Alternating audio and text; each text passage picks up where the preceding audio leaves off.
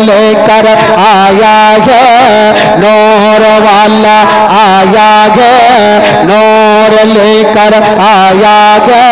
सारे आलम में ये देखो कैसा नूर छाया है। अस्सलातु अस्सलामु अलैका या रसूल अल्लाह। कया ढेकी এতগুলা লোক বসে যদি এরকম করলে হবে, কাজ হবে। ম্যাকম্যান বাবু তুমি রেখে দাও, ওর আওয়াজটা দেখি, তুমি একটু রেখে দাও, ওর আওয়াজটা দেখি কেমন দিল তাজা করে পড়ে কি পড়ে না। আপনারা পড়ুন। नूर वाला आया गे, नूर लेकर आया गे, नूर वाला आया गे, नूर लेकर आया गे। सारे आलम में ये देखो कैसा नूर छाया है। अस्सलातु अस्सलातु अस्सलामु अलैका या हबीबल्लाह। अस्सलातु अस्सलामु अलैका या रसूलल्लाह। अस्सलातु ओ तेरे नस्ल पाक में है बच्चा बच्चा नूर का, तेरे नस्ल पाक में है बच्चा बच्चा नूर का। तू है आईने नूर, तेरा सब घराना नूर का। नूर नूर नूर वाला आया है, नूर लेकर आया है, नूर वाला नूर लेकर आया है। सारे आलम में ये देखो अस्सलातु अस्सलामु अलैका या रसूलल्लाह। अस्सलातु ओ जब तलक ये चांद तारे झिलमिलाते जाएंगे, जब तलक ये चांद तारे झिलमिलाते जाएंगे, तब तलक जश्ने विलादत हम मनाते जाएंगे। नूर नूर नूर वाला आया है, नूर लेकर जोरे नूर वाला। सारे आलम में ये देखो कैसा नूर छाया है। अस्सलातु अस्सलातु अस्सलामु अलैका या हबीबल्लाह। सरकार की आमद, जोरे बोल बने अच्छा थे, सरकार की आमद, दिलदार की आमद। चाचा गुला को শুইতে গেছে একটু দিল থেকে নবী আরো খুশি হবে যদি একটু হাত দুটা তুলে দেখাতে পারেন। সকলে হাত তুলে দেখাবেন, সামনে তুলবেন, এইভাবে তুলিয়েন না, কার নাকে মুখে লাগবে ভাই, পড়ে মরবে। সামনে তুলবেন, সরকার কি আমদ, একসাথে তুলবেন, ইমান তাজা হবে। সরকার কি আমদ, দিলদার কি আমদ। যারা ऊंचा বলো, যারা ঝমকে বলো, আউয়াল কি আমদ, আখির কি আমদ, জাহির কি আমদ।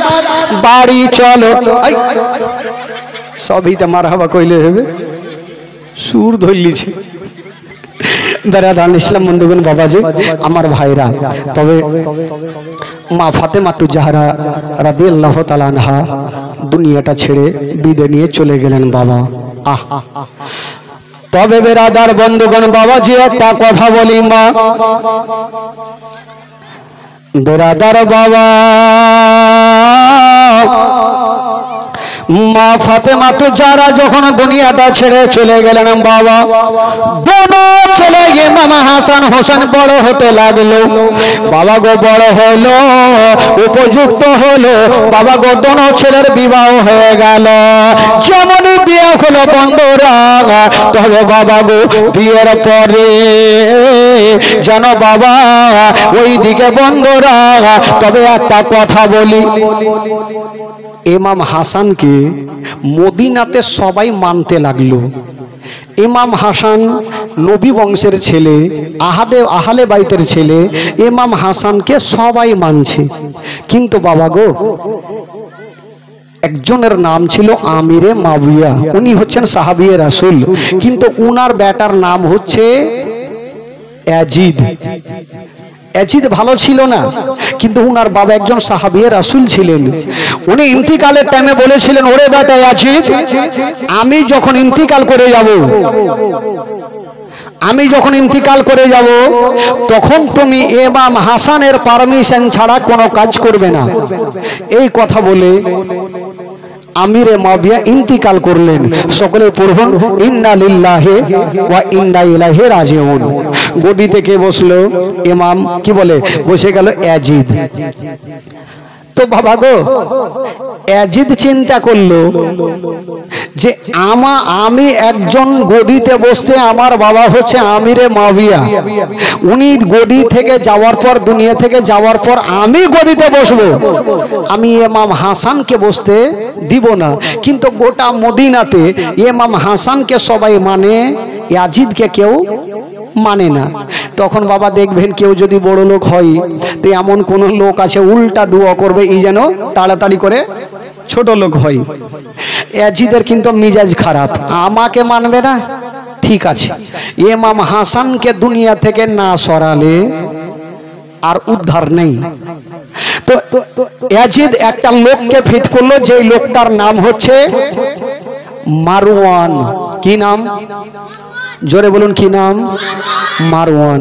বলছে, ওগো মারওয়ান, তোমাকে একটা কাজ দিব, যদি তুমি কাজটা করে দিতে পারো তোমাকে এত টাকা দেব, সারা জীবন বসে বসে খাবে, তোমার টাকা শেষ হবে না। কি কাজ? বলে তোমাকে ইমাম হাসানকে যেমন করে হোক দুনিয়া থেকে সরাতে হবে। তো মারওয়ান চিন্তা করলো যে আমি তো পারবো না, চিন্তা করছে যদি পেরে যায় তাহলে প্রচুর টাকা পাবো। তো মারওয়ান রাস্তা ধরে চলে যাচ্ছেন একটা ফাঁকা মাঠ দিয়ে। যেতে যেতে বন্ধুরা দেখছেন একটা গাছের তলাতে একটা বয়স্ক মা বসে আছে। যে মেয়েটা বসেছিলেন বাবা, ওই মেয়েটার কেতাবে নাম লিখছেন, ওই মেয়েটার নাম হইল মাইমুনা কুটনি। খালু কাহার নাম থাকলে রাগিয়েন না খালা। ওই মেয়েটা গাছের তলাতে বসে বসে কাঁদছে। মারওয়ান বলছেন, মা গো তুমি গাছের তলাতে কেন কাঁদছো মা? ওই মেয়েটা বলছেন, বাবা দেখছো সবারই পাকা পাকা বাড়ি, আর আমার হইল টাটি বাড়ি, আমি পাকা বাড়ি দিতে পারি নাই, তার জন্য আমি গাছের তলাতে বসে বসে কাঁদতেছি। মারওয়ান ভাবলো এই মেয়েটার টাকার লোভ আছে, একে দিয়ে ইমাম হাসানকে মারাবো। কিন্তু বেরাদার ওই মারওয়ান বলছেন, মা গো মা, আচ্ছা বলো মা, তুমি কি বলে পাকা বাড়ি নিতে চাও? মেয়েটা বলছে, ফ্রিতে পাইলে ফের কে ছাড়বে, অবশ্যই নিব।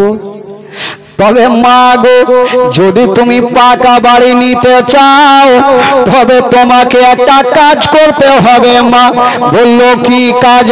বলছেন, মা গো ওই মদিনা শরীফে ইমাম হাসানকে যদি তুমি মেরে দিতে পারো তবে তোমাকে এত টাকা দেব, সারা জীবন বসে বসে খাবে, তোমার টাকা শেষ হবে না, তোমাকে টাকা দেব। ইয়াজিদ বলল মারওয়ানকে টাকা দেব, আর মারওয়ান বলছে আবার মাইমুনা কুটনিকে যে তোমাকে টাকা দেব, কাজটা করে দাও। মাইমুনা বলছেন, বাবারে যেই কথা বলেছ আর তুমি বলিও না, কারণ ইমাম হাসানকে সবাই মানে, আমি ইমাম হাসানকে মারতে পারবো না। ইমাম হাসানকে সবাই মানে, আমি ইমাম হাসানকে মারতে পারবো না। ইমাম হাসানকে আমি মারতে পারবো না। তো মারওয়ান বলছে, মা গো তোমাকে সময় দিলাম, তুমি চিন্তা ভাবনা করো, রাতারাতি চিন্তা ভাবনা করো, সকাল যদি হয়, তুমি যদি মারতে চাও সকাল বেলাতে এখানে এসে আবার দেখা করো। মাইমুনা বলছেন ঠিক আছে। মাইমুনা বাড়ি পৌঁছে গেল। যেমন বাড়ি যেতে নাই, রাত্রে বেলাতে বিছানায় শুয়ে কাঁদছেন যে মারওয়ান এমনই একটা কাজ বলেছে, যদি আমি কাজটা করে দিই তবে প্রচুর টাকা পাবো। আবার মাইমুনা ভাবছে ইমাম হাসান এত সুন্দর লোক, নবী বংশের ছেলে, আর আমি ইমাম হাসানকে কি করে মারবো। কিন্তু আবার চিন্তা করছে যদি আমি মেরে দিই তবে প্রচুর টাকা পাবো, আমাকে আর কাজ কাম করতে হবে না, যা হবে হোক না কেন আমি ইমাম হাসানকে মারবই মারবো। ওই মাইমুনা সকাল যখন হইল, এক পা দুই পা করে পৌঁছা গেল বাবা গো কার কাছে। ওই বাবা সকাল টাইমে যে কালকে যে গাছের তলাতে বসেছিল, ওই গাছের তলাতে পৌঁছা গেল। মারওয়ান গিয়ে বলছেন, মা গো তুমি ডিসিশন কি নিয়েছো বলো। বলছেন, মা গো আমি ডিসিশন নিয়েছি। বলছে, মা তোমার ডিসিশনটা বলো। মাইমুনা বলছেন, বাবা আমি ডিসিশন নিয়েছি, ইমাম হাসানকে মেরে দিব। ইমাম হাসানকে তুমি মারবে? ঠিক আছে, তবে তুমি মারো। তবে বাবা গো একটা কথা বলি, যদি কাউকে কেউ মারতে চায় তবে তার সঙ্গে আগে সম্পর্ক তৈরি করতে হবে। সম্পর্ক যতক্ষণ হবে না ততক্ষণ মারা সম্ভব হবে না। দেখবেন যে বাড়ির লোক যদি বাড়িতে না থাকে তাহলে বাড়িতে চুরি কম হয়, বাড়ির লোক আগে হবে তারপরে চুরিটা বেশি হবে। তো মাইমুনা চিন্তা করছে যে ছলে বলে যে ইমাম হাসানকে যদি মারি তবে সর্বপ্রথম ইমাম হাসানের বিবি জাইদার সঙ্গে আগে আমাকে সম্পর্ক তৈরি করতে হবে। কি করে সম্পর্ক তৈরি করেছিলেন বাবা গো? মারাত্মক ঘটনা। রাত্রি 11:30 হইল, আবার সামনে 3টি রাত রয়েছে, আবার আপনাদেরকে রাত জাগতে হবে, সকালে আবার ফজরের নামাজ পড়তে হবে নাকি? আচ্ছা যারা নামাজ পড়ে না একটু হাত তুলে দেখান তো ভাই।